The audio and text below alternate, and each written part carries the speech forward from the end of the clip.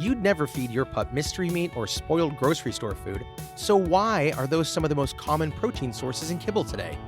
Yep, the ingredient meat meal is often made of spoiled meat and plant scraps. Gross, right? That's why Dr. Marty decided to make his own dog food called Nature's Blend. It's a premium freeze-dried raw formula made of turkey, beef, salmon, and duck, which naturally supports your dog's youthful energy, health, and happiness, and has a delicious flavor they'll go bonkers for. Right now, they're offering a special for Murder in the Rain listeners. Grab up to 54% off Nature's Blend by going to drmartypets.com/rain. That's drmartypets.com/RAIN. Your dog will thank you.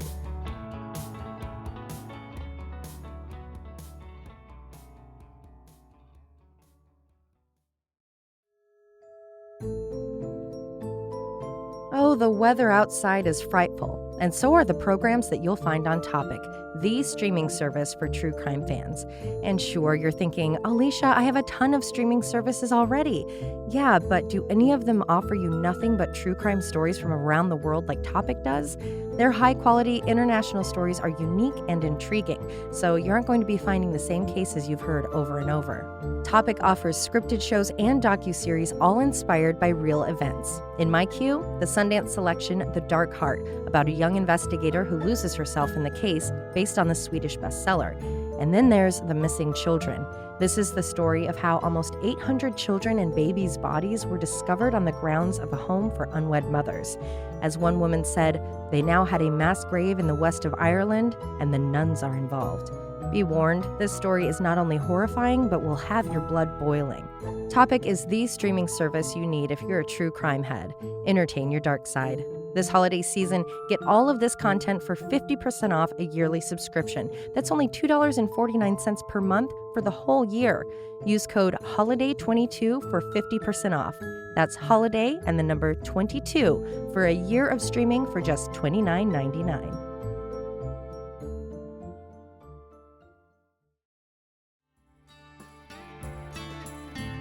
As always, we like to show some of our Patreon listeners some love, and today we're sending a big special thank you to our most recent $10 a month members. Jeremy, with an O, from Woodland, California, Lisa from Powhatan, Virginia, Mary from Grants Pass, Oregon, Jamie from Olympia, Washington, and Mandy from Eugene, Oregon. You all warm our little hearts in this blustering winter weather. If you want to hear your name whispered from the lips of yours truly, Josh or Alicia, you can sign up to be a member at the $10 level at patreon.com/murderintherain. Jeremy spoke in class today.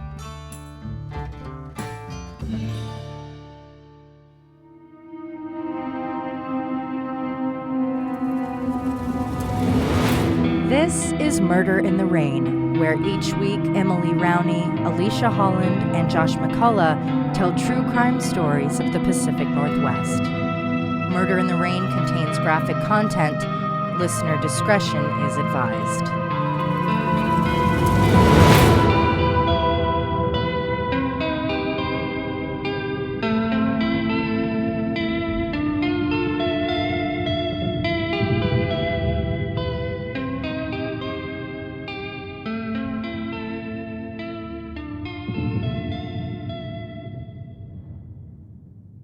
This had all happened so fast, Leon wasn't even aware that the family's sights had been set on him. So, as usual, he headed to Checkpoint Charlie for the night. Right away, he could tell something was up.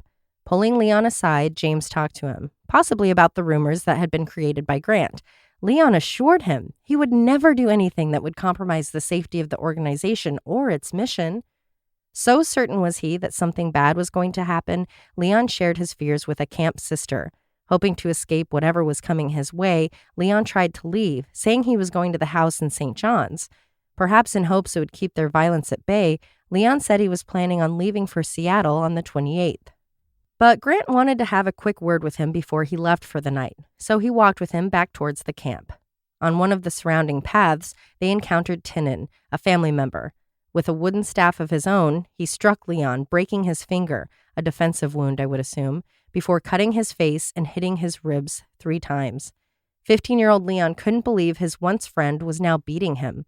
Witnessing the attack, a sister begged for Tenen to stop the brutality, but her voice was drowned out by the sister who reminded her that his actions had brought this on. Seeing that the course was set, Grant and Tenen left the camp for the night. Grant, as XO, gave James Highlander the order to kill Leon. Left in the area to do the job were James and Skylar, or now as characters in another Rambo game, Highlander and Breeze, who was now participating in her second murder in as many days. 17-year-old James happily took out a dagger, asking Leon, "Do you know what XO wants me to do?" 15-year-old Leon responded, "But if you kill me, I'll go to hell." To which James responded, "Tell them Highlander sent you," before thrusting the knife into him. Leon dropped to the ground, face first. Leon's 15-year-old girlfriend, Breeze, rolled him over to face Highlander, gripping his wrists so he couldn't move. With his hands held over his head, Leon had no way of fighting back. He simply looked up to his girlfriend, who was pinning him down, and begged, "I love you. Help me." She responded to his pleas by saying, "Drop dead, Fred," a throwback to his pre-murderous nickname of Skinny Boy Fred. James stabbed Leon 11 times, 5 of which landed in his heart, but even that didn't kill him. Perhaps the stabbings had tired James out, so he grabbed his dog chain necklace, placed it around Leon's neck, and twisted it. Even though he hadn't been present for Misty's murder, James was reenacting it, twisting the chain, holding it for a while, letting it go just long enough for Leon to get a gasp of air before twisting it again. Skylar was cheering James on, ignoring that her boyfriend was staring up at her as the life left his body. It was another torturous death, not that different from the one Leon himself had put Hal Charboneau through. Once again, the family was left with a body to deal with, and once again, a piece of plastic was used to wrap the body, which was then tied up with wire. James then dragged Leon's body to a shrub where he stacked weeds and a 6-month-old dried-out Christmas tree on top of him. Going back to the camp, James tried his best to clean up, which mostly consisted of ripping out the grass that had been covered with Leon's blood and setting it on fire. All of that stabbing had worked up James's appetite, so he went into town to have spaghetti while Skylar was left to keep a lookout around her dead boyfriend's body. In the city, James was asked by some kids about the blood on his clothes. He claimed to have killed a Mexican. Perhaps he hoped he would not only get street cred, but it would keep that other group of guys from messing with them if word got out that he confessed to murder. When Grant and Tenen returned, they helped move the body with the aid of Tenen's staff. Like a hog, they used the wire to hang Leon's wrists and ankles from the staff, and they carried him to the truck. When they dropped him into the bed, a homeless man in the area that was later found to have been a witness said that the body spewed blood. Ooh. Riding to North Portland, the group in the truck made jokes about dead Fred, James even propping his feet on him as though it was a hunting trophy. By now, it was getting late and everyone was tired. So instead of carrying Leon to a wooded area or a discreet location, they settled for a shallow grave in a North Portland lot. The 15-year-old boy was taken off the staff and put face down in the dirt in a grave that was only a few inches deep. Unlike Leon, who had not only followed XO's orders, but had stayed quiet for the most part, James couldn't contain his ego or excitement. He told everyone not only about his part in killing Leon, but that the family had killed Misty. By the following night, celebrating again with a bonfire, James and Skylar were now an official couple. I suppose murder would create some sort of trauma bond. Instead of giving her a class ring or a school jacket, she was given and then wore James's chain necklace to show their commitment, the same one she had watched him use to murder Leon. James's arrogance couldn't be contained. He had finally committed a murder, making up for all those stories he had been telling before. He was now not only a full-fledged member of the family, but a commanding and feared leader. He would demand meaningless errands from some of the girls just to express his dominance. It didn't take long for everyone to become annoyed at his behavior and start to distance themselves. Feeling powerful and paranoid, James and Tenen started to tell the rest of the family they had compiled a list of everyone who knew about the murders, and they would all need to be killed. That did it. These were just kids. While the Rambo summer had seemed thrilling and participating in beatings had been exciting, they weren't interested in being the next one on the list. So on August 6th, just 9 days after Leon was killed, a small group of family kids went to the local police station and demanded to speak with homicide detectives. Wow, I didn't see that coming. Right? Kind of a twist that they were like, some of them finally realized, like, wait a minute. Well, I think they're smartening up and they're like, no one can win with these people. Yeah. Not only is everything they're saying a lie and we know it, but now we're watching all of our friends get picked off and we know that they made up the rumors. And it's clear that you could have a relationship with someone and the next day they can turn on you. Yeah. Probably because they weren't being taken seriously, the kids had to wait some time to be heard, but eventually it was worth it. They not only shared the story of James and Leon, but to prove what they were saying was true, they took investigators to Leon's shallow grave, where he was already severely decomposed. Leon was eventually given a final resting place in the Willamette National Cemetery, where his Vietnam veteran father would join him in 2008. Police were immediately on the lookout for James, who they located and arrested the next day in Pioneer Square. They had caught him just in time. They had found a recently purchased Greyhound bus ticket in his pocket. Ooh. And who knows where he would have been then. Seriously. James spoke with police, but only as Highlander.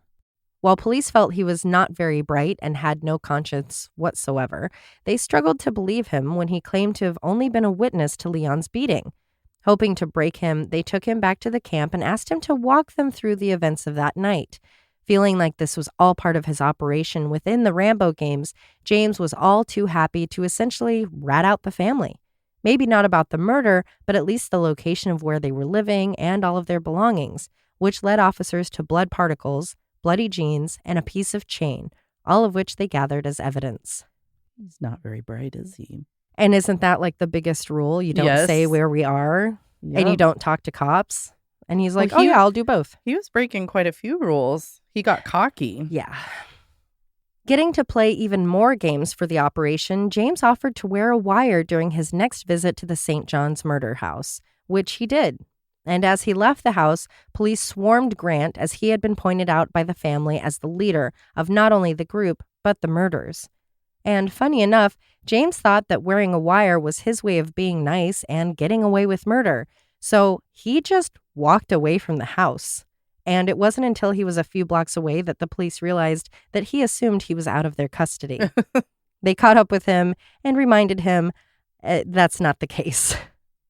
He's like, okay, I helped. I'm Bye, clear, guys. right? Yeah. See ya. Sorry about that murder, but I wore a wire. That's the plea bargain, right? Deuces. Interviewing James again, he confessed to killing Leon, but instead of it being out of his duty to appease his chosen leaders, he had a different story. He claimed to have only killed Leon out of fear that there would be severe, perhaps even deadly consequences from XO if he didn't follow through with the order. He was fearful that it was a case of Leon or himself. When police asked him why, once he was left alone, he didn't just run away, the teenager responded, yeah. Police also confronted him about the fact that the kids they had questioned all knew James was the killer because he wouldn't stop bragging about it. That he flat out denied. After Grant was arrested post-wiretap, he knew there was no getting away with what he had done, so he cooperated right away. The cops didn't even realize the family was involved in a multiple homicide case before Grant offered to take the officers to where he had disposed of Misty. It had only been a few weeks, but when they found her, the heat and water had badly decomposed Michelle's body. Misty Michelle Largo was only 18 years old. Her body was returned to her family, and she was put to rest at Skyview Memorial Park in Pendleton, Oregon. Most information and articles about her simply refer to her as a transient woman or homeless youth. And while we don't have information about her life, she was more than just the girl that was tortured to death. She was young and lost, but she was loved. Tinnin was also brought in. He was not as open as Grant and James had been, so nothing came of speaking with him. Interviewing witnesses, a woman who had encountered Tinnin at a shelter claimed that right before the murders, she had seen him threaten to use a hunting knife on a woman.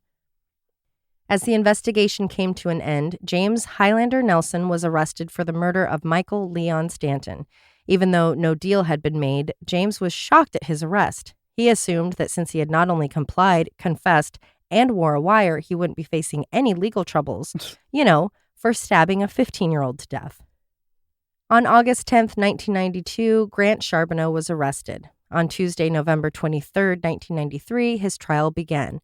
The 21-year-old was facing 9 counts of aggravated murder related to Michelle and 11 other charges related to Michelle's torture. He would also face charges for the murder of his father, Hal, and Michael Leon Stanton, but those would be separate trials. On August 29th, Gregory Wilson was in Eugene as an occupant of a vehicle that was suspected of being involved in stealing beer. After the car was pulled over and Greg was discovered, so was the warrant for his arrest. He was brought to Portland without incident. In his trial, prosecutors claimed that Grant was accompanied by family members Marvin Al Ty Wan Smith, 24, Angela Marie Kincaid, 16, Leon Fred Stanton, and Greg at the St. John's house when Michelle was tortured and killed. They also brought up the connection between Leon, his murder, and the murder of Hal. The defense attempted to suppress the statements Grant had made to the police during the investigation as they implicated him in the murders, but the request was denied and the statements were allowed.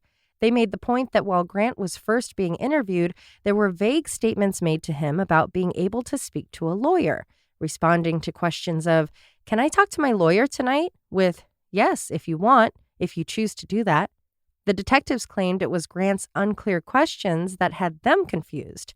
Grant's team argued his rights were ignored and the statements he gave to the police shouldn't have been permissible as they were made before Grant had been given his Miranda rights.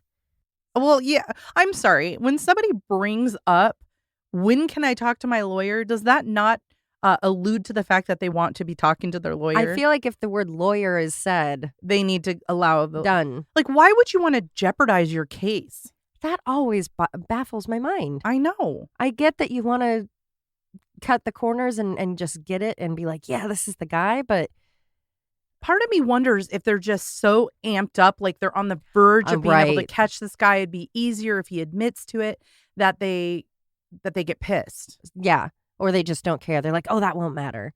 But it did. But it always matters. It always matters. It always matters. So many important cases were thrown out because somebody fucked up and didn't get the lawyer. Yeah. As for the defense's strategy, they decided to focus on Grant's difficult childhood as a reason or excuse for his actions. Greg and Grant were on trial, separately, but at the same time, although I did find an article that said co-defendants, so it's all a little muddy. Both had witnesses from the family and from the group that had been at the house who placed them not only at the scene, but they told the stories about the leaders of their organization and how they were the ones responsible for Misty's murder. Greg would later say his lawyers dropped the ball by not calling his friend from Gladstone to testify, as she had been with him the night of the murder. One crucial witness in Grant's case was Marvin Al Ty Wan Smith, one of the members who was at the house. He had made an agreement with the state that they would drop all but one of his charges if he would agree to testify. When Marvin was on the stand, the defense asked him about the plea agreement. With that questioning, the plea was introduced as evidence.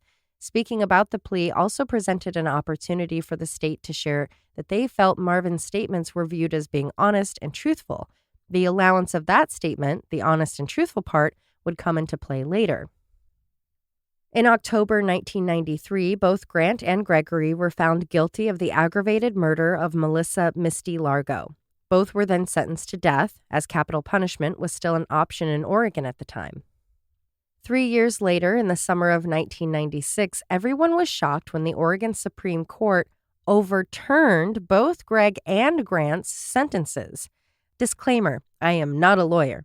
Figuring out just what happened in these cases was very tricky, as there are a lot of motions and they are from several years ago.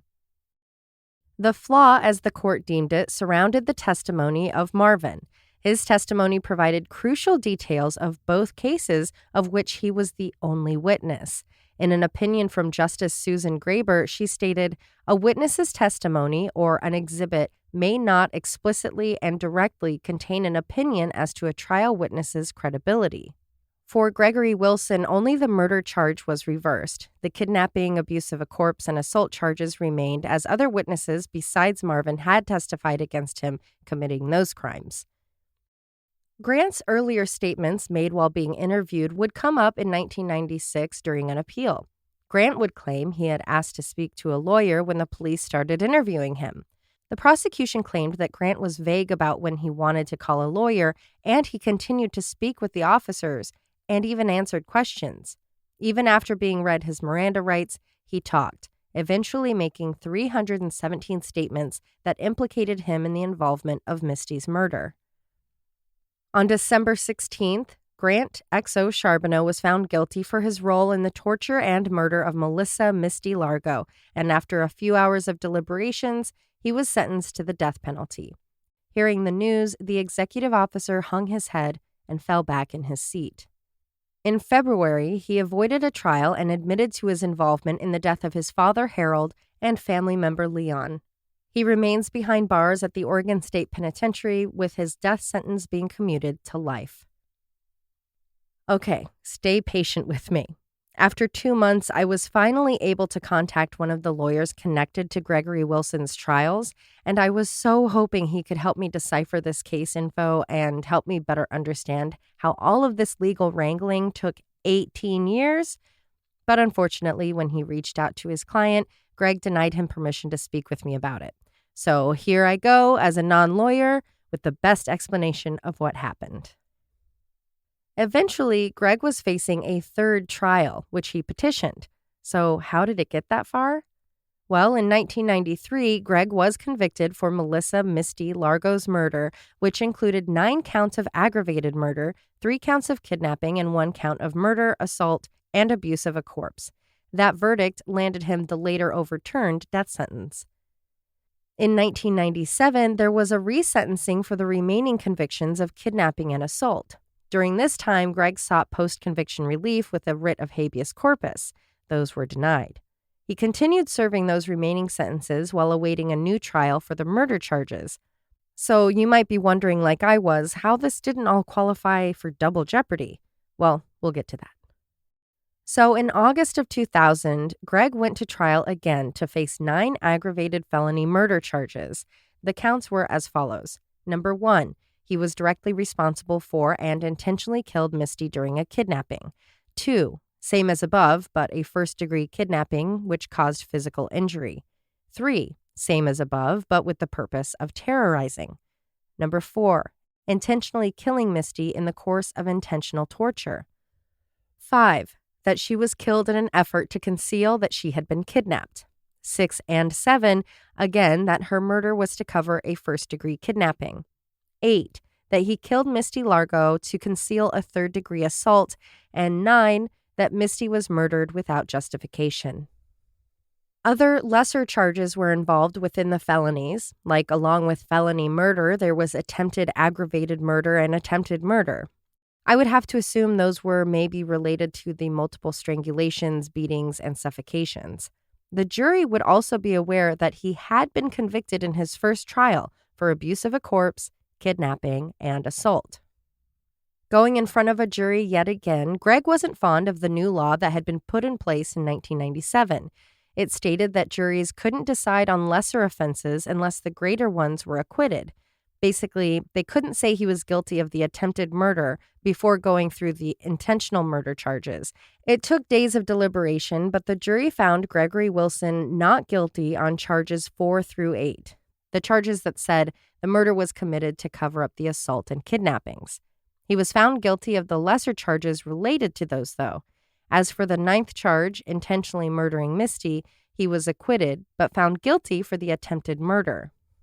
The jury was then deadlocked when it came to counts 1 through 3, the terrorizing, kidnapping, and murdering of Misty. Because they were deadlocked and hadn't acquitted, they couldn't then rule on the lesser charges related to those felonies. Hopefully that all makes sense to you guys. With that, Gregory Wilson was acquitted of 6 of the felonies, but was charged with the related lesser crimes, and he was set to go to trial yet again to face the counts 1 through 3. In 2003, those lesser charges carried a possible 30 years behind bars for the attempted aggravated murder and attempted murder. As I said before, I wasn't sure about the aspect of double jeopardy in this case, and his lawyer Richard Wolff felt the same. He tried to argue that this would in fact be double jeopardy based on the fact that he was going to be facing the aggravated murder charges, but those outstanding elements had been acquitted by the jury. Basically, you can't be found to have not killed someone to cover up a kidnapping if there isn't a guilty verdict on the aggravated element, the kidnapping, and a federal magistrate agreed, saying it would be unconstitutional to try him again. The judge explaining that in order to prove Greg was guilty of aggravated murder, it had to be proven beyond a reasonable doubt that he had killed Misty. Another judge got involved and he disagreed, ruling that it wasn't unreasonable for the jury to be inconsistent, but that didn't mean the other charges didn't apply. Then another appeal, another court. They reversed the district court's ruling, concluding that, quote, having once been acquitted of the lesser included offense of intentional murder, Wilson will not be retried on charges of aggravated felony murder. Unable to try Gregory for the aggravated murder, the state declared that they would be trying him for the lesser charge of felony murder, the charges from the first 3 counts.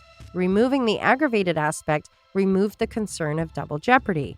Greg objected, but it was denied.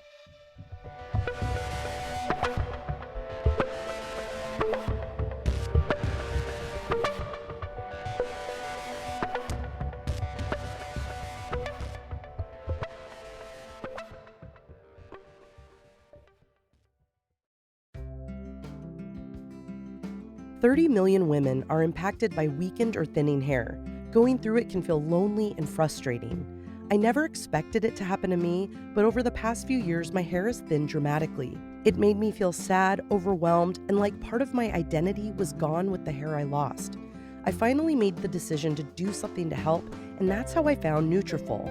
Nutrafol supports healthy hair growth from within by targeting the 5 root causes of thinning: stress, hormones, environment, nutrition, and metabolism, through whole body health.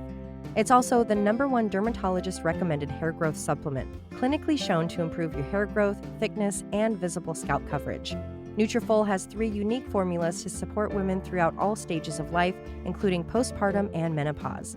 Each formula is physician-formulated using natural, drug-free, medical-grade ingredients in consistently effective dosages so you get the most reliable results. In fact, in a clinical study, 86% of women reported improved hair growth after 6 months. 86%!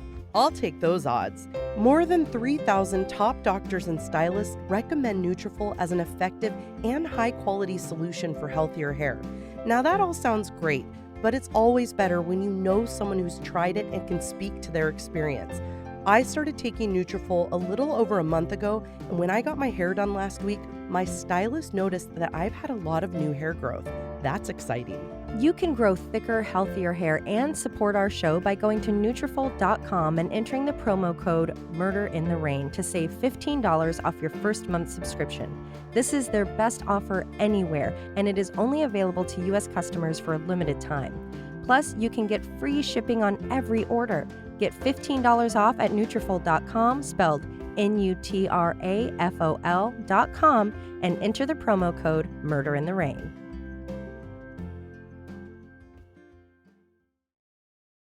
Through the years, Greg remained in jail but petitioned being there as part of habeas corpus, or his wish to be brought in front of a judge in efforts to either get his trial moving or to be released, as he didn't see a need for a retrial for the murder charges.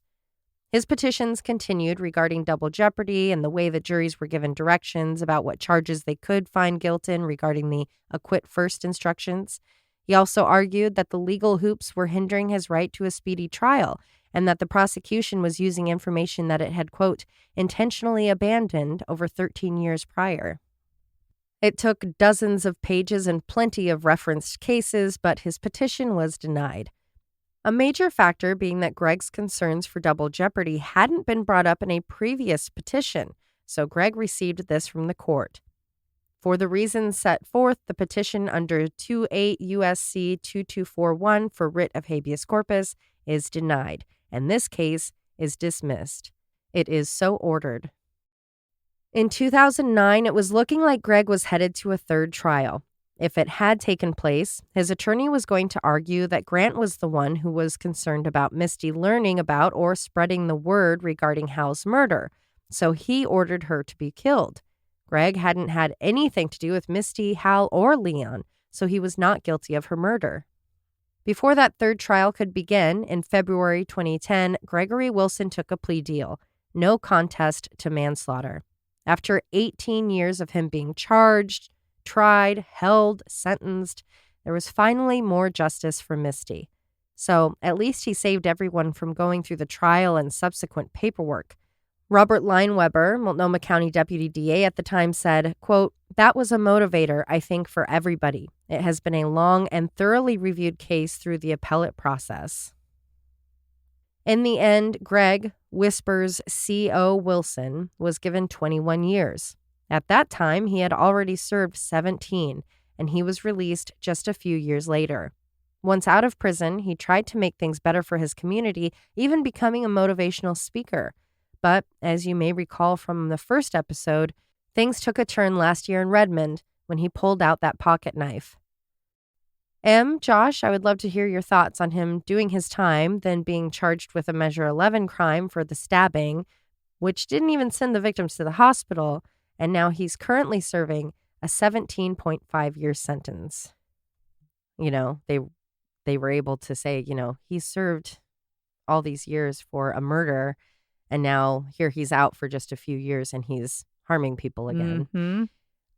I find myself a little torn because if you look on paper at what he was part of, it's like one of the most horrific deaths I've heard about in a long time. But he did go to jail and he was there for those 21 years. So he did do his time. If someone was arrested just for what happened in Redmond, where the guys, remember, they didn't go to the hospital, they went out camping the next day, they weren't really affected by it. I don't know if that's 17 years. I get a little, I kind of go back and forth on it. Yeah, hard. It's like the first sentence didn't seem long enough. The second one seems too long. Exactly. So does it equal out in the end? Yeah, maybe. Yeah, that might be it. Not that that's fair, but not that any of this is. Well, but was it fair for them to kill her? No. Exactly. So I don't know if I feel too bad about that. Yeah, I guess just looking Also, at that history. Torture killings are far worse than some other cases that come up, right? Yeah. So it's like this added level of monstrosity. But it is kind of like, okay, if that was just someone else getting 17 years. It I also don't know. goes to show you like how it varies, how it changes based on your lawyers, based on the police involved, based on the judge. Yeah. And sometimes it isn't fair and there's never going to be a perfect solution. Yeah. So it's like we're doing the best we can. Yeah. But it's hard to swallow. It is. Greg Wilson was the last of 4 living defendants in Largo's death to have his case resolved. A 5th, and I'm not sure who, was murdered. As for James Daniel Nelson, a.k.a. Highlander, possibly because he was a minor, I couldn't find information related to a trial or conviction, but he did go to prison for the murders of Leon and Misty. After 9.5 years and being bounced to different prisons, he was paroled in March of 2003 at 28 years old. James struggled a lot with the rules of prison. Some of his interactions included being in possession of pornography, making homemade Dungeons and Dragons pieces out of Tylenol. There are no fantasy games allowed in the clink. He insulted visitors, attempted to start a riot when he saw cafeteria workers not wearing appropriate hairnets. He talked fellow inmates into stuffing their toilets with towels. In 1994, James beat a fellow inmate. This was not a fight. James was just beating the man. Guards stepped in and tried to physically restrain James. As they did so, he punched a guard in the head, breaking the guard's glasses that then cut his nose. That move sent him to segregation for 166 days, or a little over 5 months, and he was charged a $200 fine. Remember, at this time, he was only about 18 years old. Just 3 months later, James hit a guard who was checking his cell. This time, it was isolation for 120 days and another $200. The following October, James again attacked an inmate. This time, it was only 49 days in segregation with a matching $49 fine. Other actions that got him in trouble: a racially motivated assault of a black inmate. He broke a sprinkler, had inmates promising allegiance to him. He started a fight against a man who is wearing a different white supremacist group marker, and he made a lot of racist remarks, mostly to black and Jewish people. In all, there were about 50 disciplinary actions taken against James Nelson during his time in prison. In 2001, as his mother was dying of cancer, he promised her he would change his violent ways. She passed away, and he was moved to the Oregon State Penitentiary. He served 28 days in maximum security, but then it seemed he had stuck to his word and maybe had changed his violent ways. With only 2 years to go before his first parole hearing, he did what so many prisoners do. He found religion. He started to take religious classes and attend services. Unlike most prisoners, he didn't find Christianity. He found Wicca and paganism. He started to proudly carry around documents about Wicca along with his books about Hitler. Obviously, religion doesn't make a person better or safer, and I want to be clear that there's no judgment about him being drawn to those religions. For crying out loud, most of the Christian holidays we celebrate came from paganism anyway. Then came his parole. On March 24th, 2003, James Daniel Nelson, even with 50 infractions on his record and no rehabilitation, even though he spent the last of his teen years and all of his 20s behind bars, was released to the world. Being that he was originally from Sacramento, California, he requested to be able to move there to be with his brother and stepfather. The approval for the move needed to come from California, and since he wasn't given it upon his release, he had to wait in the one place he didn't want to be, Portland. Oh, like when he was on parole, he couldn't leave. Yeah, the so he was area. released from prison, and he was like, can I go to California to be with my family? And they were like, well, California will have to decide. And there That was no answer. sucks. So he was just sitting there like, okay. And while they had rules in place that he couldn't contact Leon's family or anything, there was nothing about not being downtown, not being around street kids, not engaging. Yikes. There was no. That's just like a recipe for someone to fall into old behavior. Exactly. Which is exactly what he did because nothing had changed downtown and that was all he knew besides prison. So he found the street kids of Portland. Imagine if they had let him go to California. I wonder how different it could be. Yeah. I don't know why if you have family in place. I mean, I guess California is like, no, we don't want to add a. They don't want more. They already have enough. Yeah, we don't want to put a convict in our census. Like, Even though, didn't they just let go like 1,000 people charged with probably crimes against children? I don't know if that's accurate, but I'll look it up. Oh, here we go. 2022, California released 7,000 child sex offenders after less than a year in jail. A heartwarming tale. based on, like, what was the purpose? I don't know. They've been letting people out of prison like crazy. Well, I mean, I know everywhere is overpacked, but It's just that's not the ones I'd let out. yeah, no. How about all the drug guys that it Exactly. doesn't really affect people directly like that? His parole conditions consisted of no alcohol, no weapons, and no contact with Leon's family. He had a parole officer and did have to check in at the Harbor Light Agency at night. Other than that, there were no conditions. Nothing against hanging out with street kids, nothing about not going downtown. He was on his own to do whatever he wanted. Revisiting his old life, James found that not much had changed in the decade he was gone. The kids were still into punk and continued to hang out in the square. The values of racism and homophobia hadn't changed either. Gay males were still not allowed, and gay females barely were. Checkpoint Charlie had been moved so condos could be built. A beautiful circular vista was built at the waterfront, covering up the land that had once been doused in Leon's blood. Without the option of leaving town to be with his actual family, James was lost and trapped. So he did what he knew. He started talking with the street kids. It hadn't taken long for his notoriety to be known within the community. He had done hard time, which drew the kids' attention. James loved the recognition and would gladly tell stories about how lucky he was to have never had to share a cell with a black man because he was so outright racist. And he still was, constantly and casually throwing around the N-word. What the kids didn't know was the reason James had been behind bars. He gladly bragged about how he had killed the man who raped his sister, which made him a hero. Little did the kids know that he had actually killed a 15-year-old boy who had also been a murderer. Just as it was with XO and CO, some of the kids weren't moved by his harrowing tales. They didn't buy his stories, and they found him to be vulgar and loud. Not everyone was buying his bullshit. But those kids were in the minority. By the end of his first day back with the kids, James had a following. So, who were these new kids on James's block?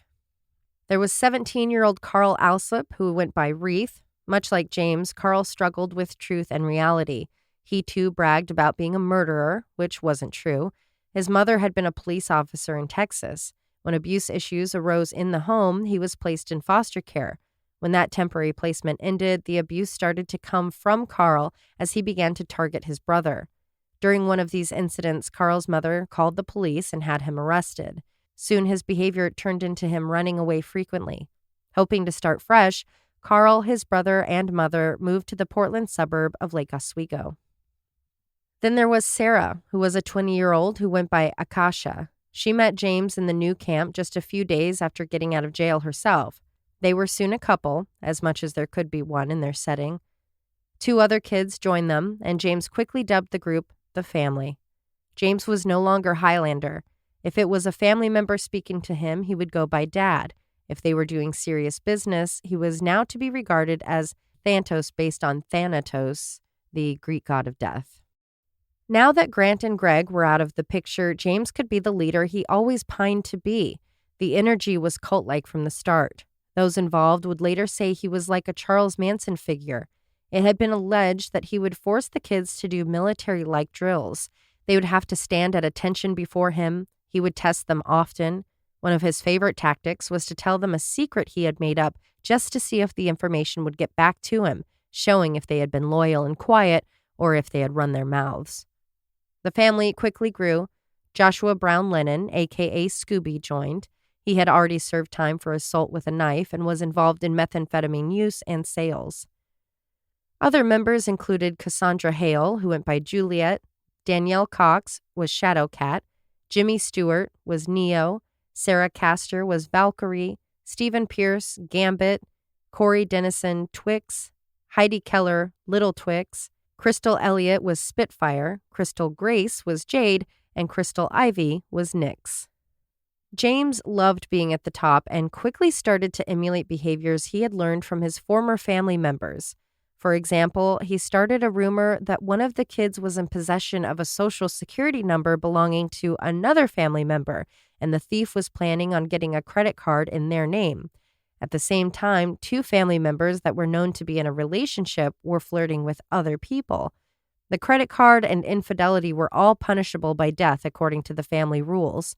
James half-heartedly put out an order suggesting the 3 should be taken to a location and shot before burning down said building. Luckily, no one followed through on the half-assed order.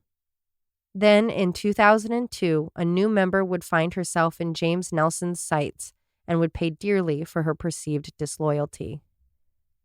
Join us next week for the conclusion of Street Kids, where I'll introduce you to Jessica Williams, another lost youth who was simply looking for friends and community, only to encounter fear and evil. So a little on and off topic, Grant Charboneau, I do believe, was one of the men who had his death sentence commuted just last week from Governor Brown. A lot of people have a lot of feelings because one of her last acts as she was leaving was to commute all death penalty sentences to life. And it has people upset. Obviously, Richard Gilmore got out just yesterday, and we all have feelings saying, hey, if she can commute death sentences, why can't she change his status? Oh, yeah. And also, a lot of people are really upset about it. But as someone who's like, well, there's literally no statistical information proving that it helps or does any good for anything. Listen, I don't see the harm in it. Here's what's what.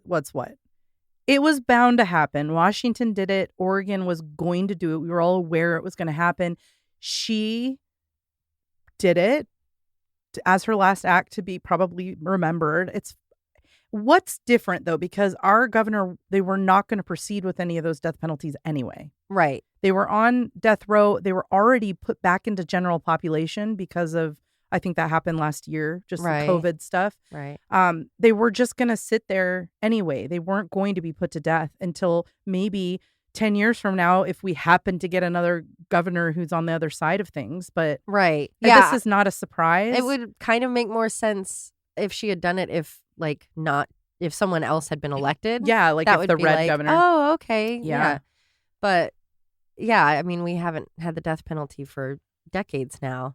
I think she just was doing it to do something. She's had a lot of negative publicity, and this is no different in some ways, but it's actually an action. I don't disagree with it. We've talked about it. Right. We're not on board with it. usually. There's definitely someone on Oregon or was on Oregon death row that I think absolutely should be put to death. There is no Right. redeeming him in any way. Right. But a lot of them, actually, one in particular, I do not think should be on death row. So I'm happy for him. Yeah. And we can get into that on another day. But I do find it very frustrating that she would do that, knowing the public outrage over Richard Gilmore. Like, Yeah. why not use your power Yeah. to raise his sex offender level and make a lot of people feel more comfortable? Yeah. You know, as a reminder for those of you who haven't been following, he's a level 1, which means the victims will not be notified and his neighbors won't be notified if he moves in next to them.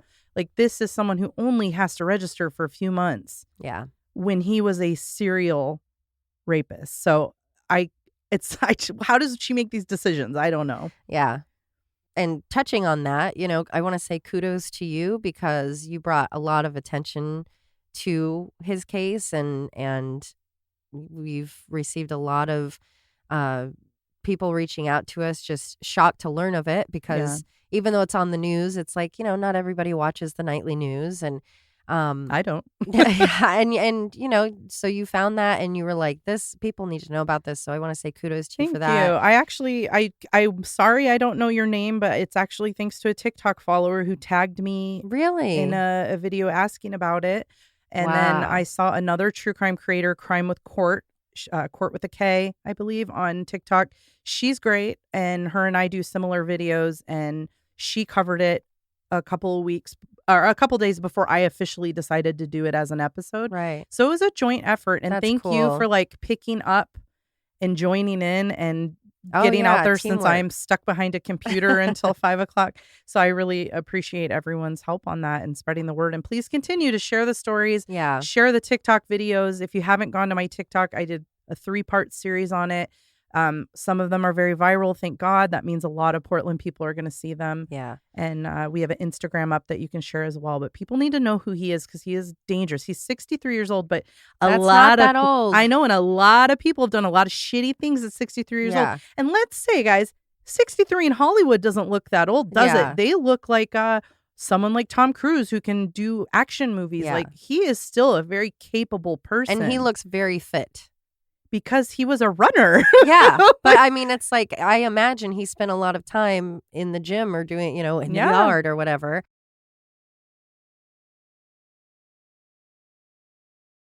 So this is what I just want to remind people. People on my TikTok even were like, well, he's 63. That's And you get, remember, if you remember that static 99 form, you get negative 3 Mhm. points.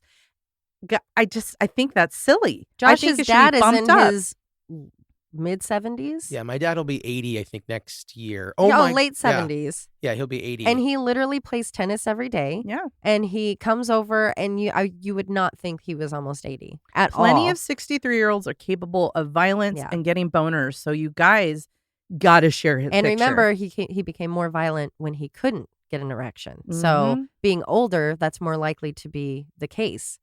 So, and he's only been behind bars with men all this time. So there's just no telling. But I just want to thank everybody who has shown up at the protests and handing out flyers. And people that have been sharing like crazy on Instagram because you know, he's going to be at that halfway house, I think, for 60 days or something. And after that, there is no telling. I don't know if he's going to come back out to Troutdale and Gresham and be He in my has neighbor. family. He has family. He could very easily be in my neighborhood. I in 2 believe he months. has a family member in Vancouver, which he's not going to be allowed to live for a few more months after Right. that. But he does have a family member in East Portland. So Right.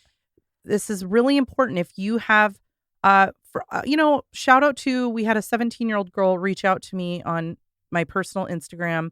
She said, hey, I saw the videos on TikTok.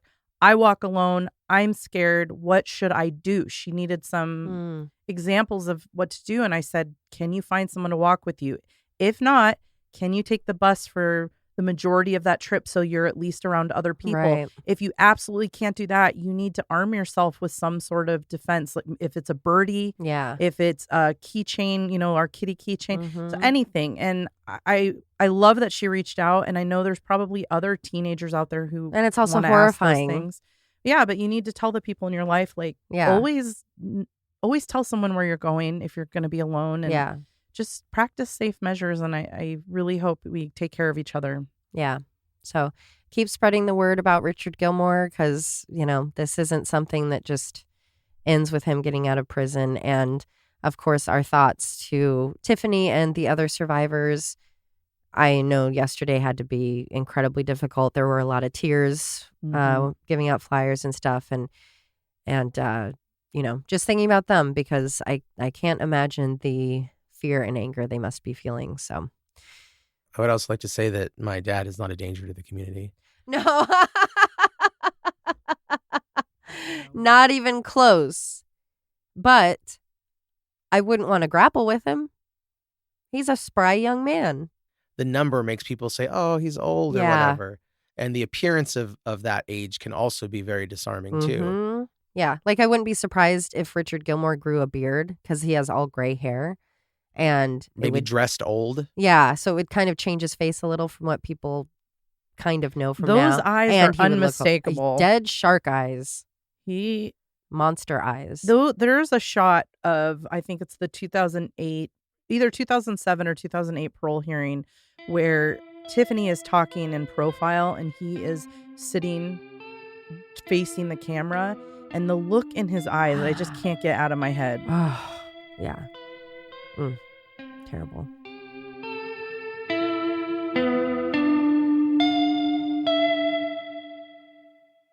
Lawyer question. Have you guys ever known someone that was said, oh, I have to talk to my lawyer, but they actually have one? Like they have a lawyer?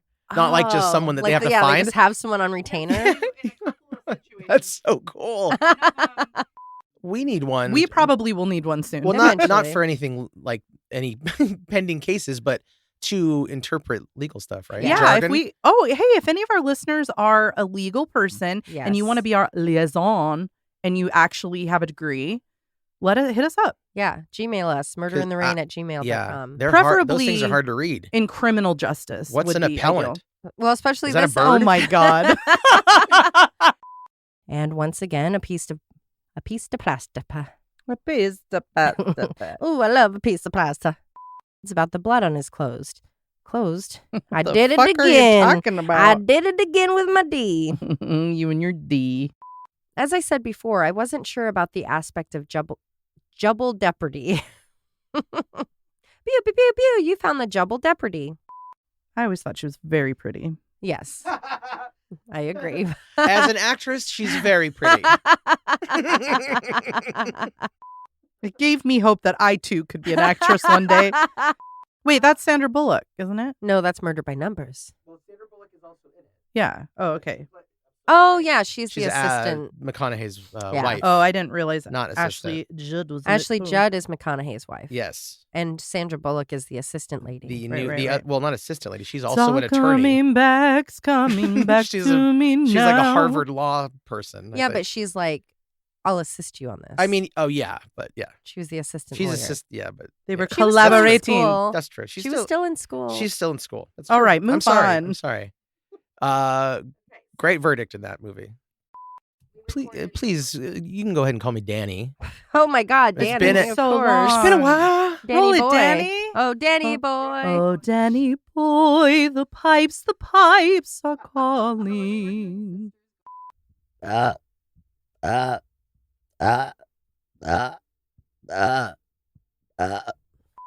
Added level of monstrosity.